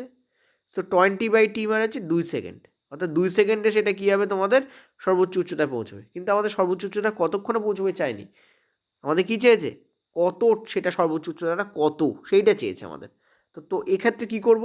আমার যে ফর্মুলা আছে S equal to U T plus half A T square, এই ফর্মুলা আমাদের আরেকবার অ্যাপ্লাই করতে হবে। এখানে দুটো ফর্মুলা কম্বাইন করতে হবে তখন আমাদের। তো ইউ আমাদের কত? দেখো 20, ইউ তো আমাদের কত? 20, আর টি আমাদের কত? 2, তার মানে এটা হয়ে যাবে আমাদের 40 প্লাস হাফ। এ আমাদের কত? 10, আর টি স্কোয়ার আমাদের কত? তোমাদের 2 স্কোয়ার, তার মানে হচ্ছে 2 ইন্টু 2 বেসিক্যালি। তো এই দিয়ে কেটে গেল। সো 40 আমাদের আছে। ঠিক আছে, আর একটা জিনিস আমরা এখানে এই যে হাফ এটি, এখানে আমরা কি করব? জিটি করব, এবং জিটিকে আমরা কি করব? নেগেটিভ করব। এর জায়গায় আমরা জি বসাচ্ছি, এবং জিকে আমরা কি করব? নেগেটিভ জি নেবো। ঠিক আছে, তার মানে এইটা আমাদের নেগেটিভ হয়ে যাবে, পয়েন্ট টু বি নোটেড, তাই না? এটা আমাদের কী হবে? নেগেটিভ হবে।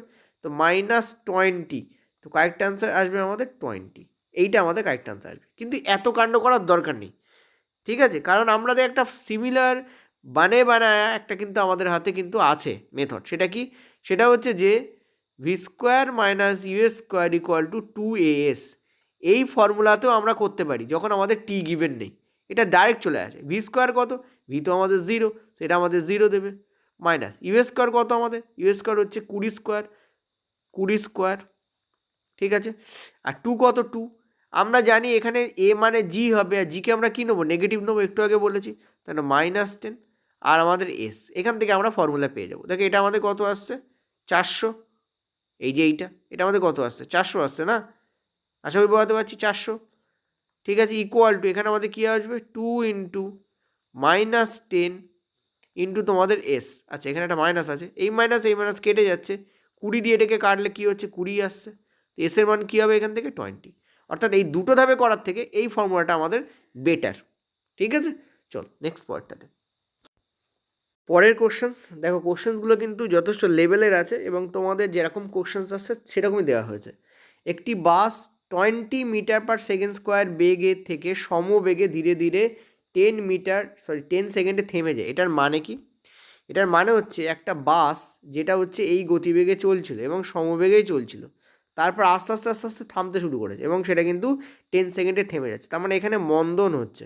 মন্দন মানে হচ্ছে নেগেটিভ অ্যাক্সলারেশন। নেগেটিভ অ্যাক্সলারেশনকে আমরা মন্দন বলি। সেটা কত আমাদের, সেটা কত মিনিটে হয়েছে, সেটা আমাদের হয়েছে 10 সেকেন্ডে। মন্দন হচ্ছে, এটা হচ্ছে মন্দন। টাইম কত লেগেছে এক্ষেত্রে, টাইম টি এর মান কত হয়েছে তোমাদের, 10 সেকেন্ড লেগেছে আমাদের। ঠিক আছে, টি এর মান কী লেগেছে আমাদের, 10 সেকেন্ড। ওকে, আর আমাদের ইউ এর মান কী বলেছে, আমাদের ইউ এর মান তোমাদের বলেছে হচ্ছে 20 মিটার পার সেকেন্ড। তোমাদের বলেছে অতিক্রান্ত দূরত্ব কত। তো আমরা ডেফিনেটলি এখানে আগের যে ফর্মুলাটা বললাম শর্টকাট, ওইটা আমরা ব্যবহার করবো, অর্থাৎ V square minus U square equal to 2AS। এটা আমাদের ব্যবহার করলে হয়ে যাবে। কিন্তু ঘটনা হচ্ছে ভালো করে বুঝবে ঘটনাটা কি। ঘটনা হচ্ছে এটা, সেটা হচ্ছে আমাদের এস এর মান এখানে গিভেন নেই, তাই না? এ গিভেন আছে, এস এর মান গিভেন নেই। তাহলে এই ফর্মুলাকে অ্যাপ্লাই করতে পারবো না, পারবো না। আমাদেরকে কোন ফর্মুলা অ্যাপ্লাই করতে হবে, যেটা বড় ছিল সেটা অ্যাপ্লাই করতে হবে, অর্থাৎ ইউটি প্লাস হাফ এ ইন্টু টি তার স্কোয়ার, এটা আমাদের অ্যাপ্লাই করতে হবে। এখানে এ কিন্তু আমাদের নেগেটিভ হবে, কেন? কারণ আমরা মন্দনের কথা বলছি, কারণ থেমে যায় বলেছে তাই। ঠিক আছে, ওকে, চলো করা যাক। ইউ আমাদের কত, 20, টি আমাদের কত, 10 সেকেন্ড বলেছে, প্লাস হাফ, তো হাফ। এটা আমরা কী নেবো, নেগেটিভ নেবো। নেগেটিভ কত হবে আমাদের, দেখো এখানে আমরা নেগেটিভ আমাদের এখানে বলেই দিয়েছে মেবি, আচ্ছা ত্বরণ তো এখানে বলেনি, টাইম বলেছে। তার মানে আমাদের এখানে ত্বরণ বার করে নিতে হবে, নইলে এখানে কিন্তু হবে না। ঠিক আছে, চলো ত্বরণ বার করা যাক। V equal to U plus A T, এই ফর্মুলা দিয়ে ত্বরণ বার করা যাবে। ঠিক আছে, কিন্তু আমরা এখানে একে কী নেবো, একে আমরা নেগেটিভ নেবো। একে আমরা কী নেবো, একে আমরা নেগেটিভ নেবো। তুমি দেখো অটোমেটিক এখানে নেগেটিভ ভ্যালু আসবে, অটোমেটিক তোমাদের চলে আসবে নেগেটিভ ভ্যালু। ঠিক আছে, এখানে দেখো ভি এর মান কত আমাদের 0, ইউ কত আমাদের 20। ঠিক আছে, এ আমরা কী নেবো, একে আমরা নর্মাল রাখি। ওকে, আর টি আমাদের কত বলেছে, টি হচ্ছে আমাদের 10। খেয়াল করো টি আমাদের কত, 10। এবার একটা কাণ্ড ঘটাও, সেটা হচ্ছে এইটাকে আমরা এদিকে নিয়ে যাব, কোনটাকে, এই 20টাকে আমরা এদিকে নিয়ে যাব, তাহলে -20 চলে আসবে। এটা আমাদের 10A। তো তুমি দেখতে পেলে যে আমাদের এ কিন্তু আমাদের নেগেটিভ চলে এলো। দেখো এ আমাদের অটোমেটিক নেগেটিভ চলে এসছে, তাই না? এ আমাদের অটোমেটিক দেখো নেগেটিভে এসছে, বোঝাতে পারছি আমি? তো চলেই আসবে, কিছু করার নেই, অটোমেটিক চলে আসবে। এবার তুমি এই এটাকে নিয়ে এইখানে পুট করো। এবার দেখো আগেরবার এস ছিল না, এ মিসিং ছিল, ওই জন্য এই ফর্মুলা ইউজ হচ্ছিল না, এবং এটাও ইউজ হবে না কারণ আমাদের এ মিসিং গেছে। তো তুমি এবারে এখানে এটাও ব্যবহার করতে পারো, এটাও ব্যবহার করতে পারো, যে কোনো একটা ব্যবহার করো, তোমাকে কিন্তু খাটিয়ে নেওয়া হয়েছে আগেভাগেই, এটা বার করে নেওয়া হয়েছে। তো তুমি এখানে ইউজ করো, এটা ইউজ করলেও হবে, তোমার অসুবিধা কিছু নেই, এ ফর্মুলাতে ইউজ করতে পারো। তো ভি কত আমাদের, ভি হচ্ছে আমাদের 0, মাইনাস ইউ কত আমাদের, ইউ হচ্ছে আমাদের 20, মানে হচ্ছে 400। ঠিক আছে, ইকুয়াল টু 2 ইন্টু এ কত আমাদের, -2, আর হচ্ছে আমাদের কী আছে এখানে, এস আছে। ঠিক আছে, তো এখান থেকে দেখো এই মাইনাসকে কেটে দিচ্ছে। ওকে, 2 দুগুণে 4, এখানে করছে তোমাদের 100। কারেক্ট আনসার আমাদের 100ই হবে, this will the correct answer. ঠিক আছে, বোঝাতে পারলাম? দেখো এই প্রশ্নটাতে কি হয়েছে বলি। আমার একটা অভ্যাস হয়েছে, সেটা হচ্ছে আমি প্রশ্ন না পড়ি অ্যান্সার দেওয়ার চেষ্টা করি এখন, যে কারণে কি হয়, মাঝখানে এসে আটকে গিয়ে আমাকে আবার ব্যাকে যেতে হচ্ছে। ঠিক আছে, এই তোমাদের যে হ্যাবিট, এটা ব্যাড হ্যাবিট, এই হ্যাবিটটাকে আমি চেঞ্জ করবো, নইলে তোমাদের বোঝাতে সমস্যা হয়। দেখো আমি বলছি ভালো করে শোনো, আমার তো ক্যালকুলেশন হয়ে যায়, বাট তোমাদের বোঝাতে সমস্যা হয়। দেখো আমরা কি করি, এখানে তোমাদের দুটো তথ্য দেওয়া আছে, একটা দেওয়া আছে তোমাদের বেগ দেওয়া আছে, আর দুই তোমাদের টাইম দেওয়া আছে। ঠিক আছে, যেমন এখন লিখে দিয়েছি এখানে তোমাদের, পরীক্ষার সময় সব লিখবে টিকবে না, ডাইরেক্ট করবে। অতিক্রান্ত দূরত্ব বার করতে বলে, দেখো দূরত্ব বার করতে গেলে আমাদের দুটো জিনিস দরকার হয়, এক হচ্ছে ত্বরণ, দুই হচ্ছে ভি। এখন ভি তো 0 আমরা দেখতেই পাচ্ছি, কারণ এখানে থেমে যায় বলেছে, থেমে যাওয়া মানে ভি আমাদের 0 হয়ে যাবে। কিন্তু ত্বরণ তো নেই এখানে, আর ত্বরণটা এখানে মন্দন আকারে হবে, অর্থাৎ নেগেটিভ ত্বরণ আসবে এখানে। তো আমাদের নেগেটিভ ত্বরণ বার করতে হবে। এই প্রথম ধাপ হচ্ছে এইটা, ফার্স্ট স্টেপ হচ্ছে এইটা, এটা আমরা কী করলাম, তাকে এখানে আমরা নেগেটিভ ত্বরণ বার করে নিয়েছি। ঠিক আছে, এটা গেল ফার্স্ট স্টেপ। নেক্সট স্টেপে আমরা কী করব, নেক্সট যে স্টেপ আসবে তাতে আমরা কী করব, তাতে আমরা এই ফর্মুলাটাকে অ্যাপ্লাই করবো, ভি স্কোয়ার মানে U square equal to 2AS। এখানে দেখতে পাচ্ছি 0, এই যে ভি এর ভ্যালু 0, এই যে তার মানে ভি স্কোয়ারের ভ্যালু 0 হয়ে যাবে, মাইনাস ইউ মানে কত 20, তার হোল স্কোয়ার করলে 400 আসে, 2 ইন্টু -2 ইন্টু এস, কাটাকুটি করলে আমরা 100 পাচ্ছি। এবার তোমরা বলছো এটাতেও কি আসবে, এটাতেও আসবে। দেখো এখানে আমরা লিখছি 20 ইন্টু 10, ওকে, এটা মাইনাস তোমাদের কী হবে এখানে 2 দেবে, ইন্টু টি এর মান কত আমরা দেখতে পাচ্ছিলাম 10, ঠিক আছে। এখান থেকে কী আসছে দেখো, এই টু কেটে বেরিয়ে যাবে, দেখো ভালো করে, এই টু কী হবে আমাদের কেটে বেরিয়ে যাবে। আচ্ছা এক মিনিট, এটা তোমাদের 10 স্কোয়ার হবে, দ্যাট মিন্স 100 হবে, ঠিক আছে, এখানে কেটে বেরিয়ে যাবে। আচ্ছা আর কি কাটবে, আমাদের ইউ আছে, টি আছে, হাফ আছে এবং 80 স্কোয়ার আছে। তো নিচে নামাও তুমি 200 নাও, আর এই মাইনাস এর সাথে গুণ হবে, তো এটাকে মাইনাস করে দেবে, তো অ্যান্সার আমাদের কী হবে 100 মিটার তোমাদের অ্যান্সার হবে, যেটা হচ্ছে আমাদের এসের মান হবে 100 মিটার। এখানে দেখো 100 মিটার এসেছিলো, দেখতে পাচ্ছ ক্লিয়ারলি, আমি এই গাড়িটা নিই, এই দেখো এখানে দেখো 100 মিটার এসেছিলো, এখানে দেখো 100 মিটার এসছে, তো যে কোনো একটা ফর্মুলা ইউজ করলে তুমি অ্যান্সার পেয়ে যাবে। তবে এইটাকে ইউজ করতে যাবে না, এখানে বড় হয়ে যাবে, তোমাকে ভি স্কোয়ার মানে ইউজ করি করলে 2as ব্যবহার করলেই হবে, ঠিক আছে। চলো পরেরটা। নেক্সট, দূরত্ব ও সরণ সম্পর্কে কোন উক্তিটি সঠিক? Distance is always equal to displacement, মানে দূরত্ব সর্বদা ইকুয়াল টু সরণ, আমরা জানি তা কিন্তু নয়। কেন?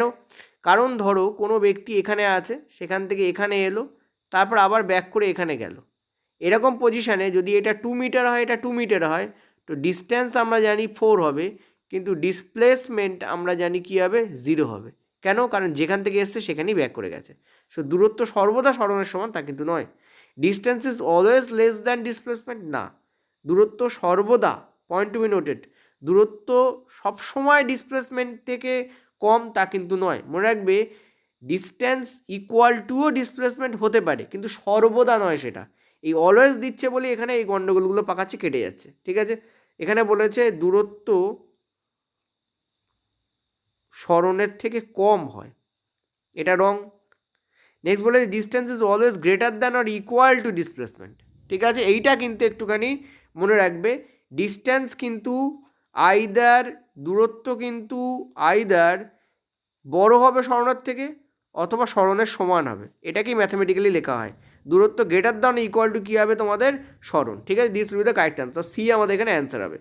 Distance can be negative, distance কোনো দিন নেগেটিভ হয় না, ঠিক আছে, এটা অলওয়েজ মাথায় রাখবে, ডিস্টেন্স কোনো দিন নেগেটিভ হয় না, ঠিক আছে। চলো নেক্সট পয়েন্টটায়। পরের প্রশ্ন, in a velocity time graph the slope of the graph represents what physical quantity? দেখো এইটা হচ্ছে তোমাদের ভেলোসিটি, এইটা হচ্ছে তোমাদের টাইম, ঠিক আছে। যদি স্লোপ ধরো এরকম হলো, তাহলে স্লোপ কাকে রিপ্রেজেন্ট করে? আমরা জানি স্লোপ রিপ্রেজেন্ট করে কাকে, ত্বরণকে। কিন্তু যে এরিয়া থাকবে সেটা কাকে রিপ্রেজেন্ট করবে? সেটা কিন্তু রিপ্রেজেন্ট করবে তোমাদের ডিসপ্লেসমেন্টকে, অর্থাৎ সরণকে রিপ্রেজেন্ট করবে, এটা মনে রাখবে। এরিয়া রিপ্রেজেন্ট করে তোমাদের সরণকে, আর ত্বরণ রিপ্রেজেন্ট করে তোমাদের স্লোপ। তো কারেক্ট আনসার কী হবে আমাদের? অ্যাক্সেলারেশন মানে ত্বরণ, ঠিক আছে। চলো দেখো, যেমন কোশ্চেন্স তোমাদের এখানে আলোচনা হচ্ছে, এই টাইপের কোশ্চেন্স সমেত আমাদের একটা প্র্যাকটিস ব্যাচ লঞ্চ হবে, এবং সেটা তোমাদের আছে অলরেডি। যারা টেকনিশিয়ান এবং এলপি জন্য জাস্ট প্র্যাকটিস করতে চাইছে তারা নিতে পারো। ওই ব্যাচে তোমাদের মাঝখানে ভিডিও দেওয়া বন্ধ ছিল, আবার শুরু হবে তোমাদের, ঠিক আছে, এই টাইপের। এবং এগুলোই অ্যাকচুয়ালি ওরই কোশ্চেন্স ছিল, ঠিক আছে। আমি ওখান থেকে তুলে এখানে করিয়ে দিয়েছি তোমাদের, মানে সবার জন্য ফ্রিতে করিয়ে দিয়েছি। আজকেই দেওয়ার কথা ছিল 30 বা 40 কোশ্চেন্স, সেটা ওখানে না করিয়ে আমি তোমাদের এখানে করিয়ে দিয়েছি। কোশ্চেন্সগুলোর লেভেল দেখলে তোমরা বুঝতে পারবে যে পেড ভার্সনেরই হয় ওটা। নেক্সট যেটা ব্যাপার সেটা হচ্ছে যে এইটা হচ্ছে আমাদের ডিটেলস ব্যাচ, দেখতে পাচ্ছ সায়েন্স এবং ম্যাথ, এটা নিউ ব্যাচ, এটা এখনও তোমাদের অ্যাপে আসেনি, বাট এটা আসবে, জানাচ্ছি, যেই অ্যাপে আসবে তোমরা সেটা নিতে পারবে। তো 799 এটা তোমাদের 1199 তোমাদের প্রাইস, কিন্তু অ্যাকচুয়ালি কমই এখন 799 রয়েছে। কোনো ফেস্টিভ্যাল বা কিছুতে আরও কমতে পারে, বাট এখন এটাই প্রাইস আছে। তো বিক্রম ব্যাচ 2.0, তোমরা চাইলে বিক্রম ব্যাচ 1.0 নিতে পারো, সেটা অ্যাপে আছে, কিন্তু ওটা আমাদের অক্টোবর মাসে শেষ হয়ে গেছে, মানে রেকর্ডেড ভার্সানে তুমি সমস্ত ভিডিও অ্যাভেল করতে পারবে। যার মানে ইমিডিয়েট দরকার সে এটা নিতে পারো, ঠিক আছে, মানে ওটা নিতে পারো। আর যারা একটু ওয়েট করতে চাইবে যে 2026 আমি নতুন করে প্রিপারেশান নেবো, তার জন্য আমাদের জানুয়ারি থেকে স্টার্ট হচ্ছে, এবং দুদিন অর্থাৎ 21 তারিখের মধ্যে তোমাদের এই ব্যাচটা অ্যাপে চলে আসবে, ঠিক আছে। যখন যোগাযোগ করবে, কোন নাম্বারে হোয়াটসঅ্যাপ করবে সেটা তোমাদের একটু বলে দিই আমি এখানে। তোমরা 8670838797 এই নাম্বারে তোমরা হোয়াটসঅ্যাপ করতে পারবে। যারা করেছো কিন্তু রিপ্লাই পাওনি তাদেরকে আজকে রাত্রের মধ্যে রিপ্লাই দেওয়া হবে। ওকে, চলো নেক্সট আমরা কোশ্চেন্সে চলে যাব। বলছে যে আবার এই 2 নম্বরটাকে দেখবে না, এটা একটা ডিফারেন্ট টাইপের কোশ্চেন্স বলে 1 2 3 4 করে আবার সাজানো হয়েছিল, ঠিক আছে। তো দুটি বস্তু একই সরলরেখা বরাবর বিপরীত দিকে যাচ্ছে, এ ব্যাটা এদিকে যাচ্ছে, এ ব্যাটা এদিকে যাচ্ছে, ভালো কথা। তাদের বেগ সম্পর্কে কোন উক্তিটা সঠিক? ভেলোসিটিস আর ইকুয়াল, ঠিক আছে। দেখো সমান বেগ বলেছে, সমান বেগ, দেখে নিই একটুখানি স্পিড বলেছে কিনা, সেম স্পিড বলেছে। আচ্ছা দেখো একটা জিনিস, না তাদের বেগ সমান নয়। কেন? কারণ আমরা জানি, পয়েন্ট টু বি নোটেড, ভালো করে বুঝবে, ভীষণ ইম্পর্টেন্ট কিন্তু, এর বেগ যদি এদিকেরটা প্লাস ধরি, এদিকেরটা আমরা নেগেটিভ ধরবো। কারণ আমরা জানি যে স্পিড একটা, এই জন্য আমি বেগের অ্যাকচুয়াল ইংলিশ কি দেখে নিলাম, স্পিড একটা স্কেলার রাশি, ঠিক আছে, যার মানটাই সব, তার কাছে আর কোনো সম্পত্তি নেই। কিন্তু ভেলোসিটি একটা ভেক্টর রাশি, ভেক্টর। তো ভেলোসিটির মান এক আছে, কিন্তু দিক যদি চেঞ্জ হয় তার মানে ভেলোসিটি চেঞ্জ হবে। মান এক, দিক যদি চেঞ্জ হয় তার মানে কী হবে? ভেলোসিটি চেঞ্জ হবে। কেন চেঞ্জ হবে? কারণ দিক চেঞ্জ হচ্ছে তাই। কেন চেঞ্জ হবে? কারণ দিক চেঞ্জ হচ্ছে তাই। তো দেখো ডেফিনেটলি দিক চেঞ্জ হচ্ছে, সো ভেলোসিটি ইজ আনইকুয়াল হয়ে যাবে। বুঝতে পারলাম? তো এটা কিন্তু আমাদের একটা দারুণ কোশ্চেন ছিল, নিজের ফ্রেম করা, ভালো লাগছে পড়াতে তোমাদের। এটা একটা অন্য টাইপের কোশ্চেন ছিল, ঠিক আছে, রিয়েলি খুব দারুণ কোশ্চেন। পরীক্ষা হলে গেলে এই কোশ্চেনগুলি তোমাদের কনফিউশন তৈরি করবে, বাম্পার কোশ্চেন এগুলো। তো এটা কিন্তু আমাদের কি হবে আশা করি বোঝাতে পারছি, ভেলোসিটিস আর ইকুয়াল নয়, তো এটা কিন্তু আমাদের কেটে যাবে। নেক্সট বলে ভেলোসিটিস are unequal but magnitudes R equal, এটা কিন্তু কারেক্ট। কারণ সমবেগ বলেছে মানে আমরা জানি যে, আমরা কি জানি যে স্পিড, ভালো করে বুঝবে, তোমাদের এনসিইআরটিতেও উল্লেখ আছে, স্পিড তার সঙ্গে যদি ডাইরেকশান জুড়ে দাও, অর্থাৎ দিক নির্দেশ যদি জুড়ে দাও, তখন সেটা কিসে কনভার্ট হয়ে যায়? তখন সেটা ভেলোসিটিতে কনভার্ট হয়ে যায়। তাহলে স্পিডের তো মান আছে, তো মান তো সেমই আছে, কারণ বেগ তো সেম। তোমার হলো বেগ কেন সেম? কারণ এখানে স্পিড কতটা লেখা আছে তাই।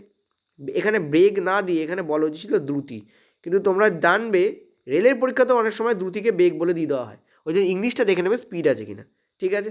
So velocities are unequal but magnetic, এটা তো কারেক্টই। নেক্সট বলছে ভেলোসিটি আর জিরো, না। ভেলোসিটিস আর অলওয়েজ পজিটিভ, না। ভেলোসিটি পজিটিভ নয়, একটা পজিটিভ হলে একটা নেগেটিভ হয়ে যাবে। সেখানে কারেক্ট আনসার কী হবে? বি আমাদের কারেক্ট আনসার। চলো চলো আবারও বাম্পার প্রশ্ন, বাম্পার প্রশ্নের বাম্পার উত্তর আসবে, অ্যান্সার দাও। বলেছে যে একটি বস্তু বৃত্তাকার পথে ধ্রুব বেগে চলছে, তার মানে কি? এখান থেকে স্টার্ট হচ্ছে, স্টার্ট হচ্ছে, স্টার্ট হচ্ছে, স্টার্ট হচ্ছে, স্টার্ট হচ্ছে, এইভাবে চলছে, ধ্রুব বেগে চলছে, ঠিক আছে, ওকে। ধ্রুব বেগ শব্দের অর্থ কি? ধ্রুব বেগ শব্দের অর্থ হচ্ছে কনস্ট্যান্ট স্পিড, কনস্ট্যান্ট স্পিড। আর কনস্ট্যান্ট স্পিডে কি ত্বরণ থাকে? থাকে না। আশা করি বোঝাতে পারছি। তোমরা বলবে না ত্বরণ আছে। কেন ত্বরণ আছে? কনস্ট্যান্ট স্পিডে তো ত্বরণ থাকে না স্যার, তাহলে ত্বরণ আছে কেন বললেন? দেখো ত্বরণ বলতে কি বোঝায়? গতিবেগ দিয়ে ত্বরণ বার করা হয়, স্পিড দিয়ে ত্বরণ বার করা হয় না। গতিবেগ দিয়ে ত্বরণ বার করা হয়। স্পিড দিয়ে কি ত্বরণ বার করা হয়? না। দ্রুতি দিয়ে কি ত্বরণ বার করা হয়? না।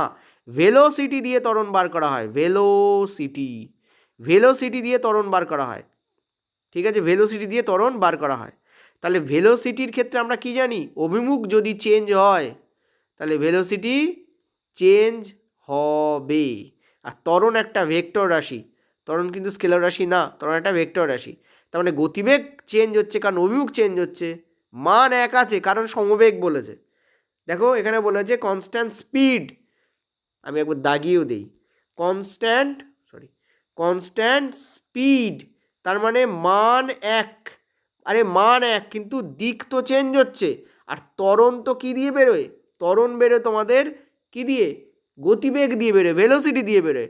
সো যেই মান এক হওয়া সত্ত্বেও দিক চেঞ্জ হচ্ছে, সো গতিবেগ চেঞ্জ হবে মানে ত্বরণও চেঞ্জ হবে।